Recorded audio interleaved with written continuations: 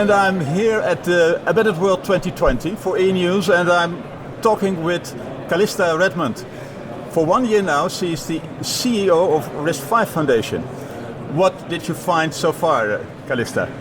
You know, when I first came to RISC-V, I thought I was coming into something that was just getting started, but in fact, it was well underway. And over the last year, we've seen more than 130% growth in our membership. Okay. This is completely taking over on global radars as the number one way to enact an open ISA, an open architecture. Yeah. It's bringing custom processing back into popularity. Okay. Looking back over the first year, what has been your most important discovery? What did you find out? You know, something really convincing or really disappointing, perhaps? Well, happily, no disappointments. Okay. I'll cover that first. Yeah. But delightfully, you know, when I first came to RISC-V, there were a lot of sentiments that it was corner case to only very small implementations. And I, in fact, saw that. From health-conscious wristwatches to sensors and other implementations around embedded. But in reality, there's a full spectrum of implementations under designed with RISC-V, from AI for cloud to HPC, especially here in Europe with the European Processor Initiative. Yeah. RISC-V is truly an ISA that can be deployed in so many different types of implementations. I think a lot of people will have that question, you know, is RISC-V perhaps just specifically dedicated to specific applications?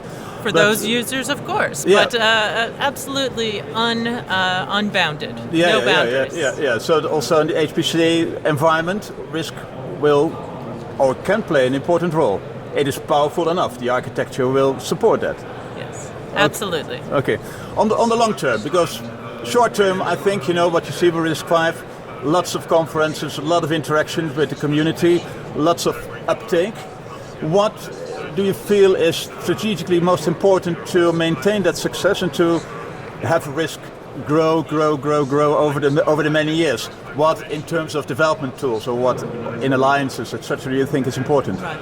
So today we have more than 25 different technical groups underway, and the productivity and the deliverables of those technical groups will continue to fill out our ecosystem from our upcoming trace processor capability that we're going to announce next week, giving you a little bit of a sneak peek there, all the way up through the software stack. So designing and deploying and recommending key implementation stacks that make sense in the software community. You're going to see ongoing progress on all fronts.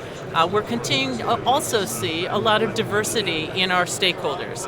Stakeholders have many dimensions in our community, from geography to technical interest area, from big to small to startup to student. Yeah. And we are really continuing to engage at all levels, infusing ourselves in university programs as well as in multinational corporate strategies. So RISC-V is sort of a worldwide happening. It's a sort of a movement. You have a lot of activities in China as well, etc. How will the situation with the coronavirus impact your plans? Will it be scaled down or you'll continue to grow there? You know, we're very fortunate. We have more than 25 meetup communities around the world. We have more than 2,500 members of those meetup communities. We are staying very engaged very locally. In China alone, we have 4 different associations that we work with. We have focus on academia, we have focus on industry, we have focus on deep long-term research, and on the venture capital community. So we are very locally engaged as well as globally engaged. Okay. An unavoidable question about RISC-V and ARM. A lot of people are discussing this. They say, you know, you have this elephant, you have this mouse.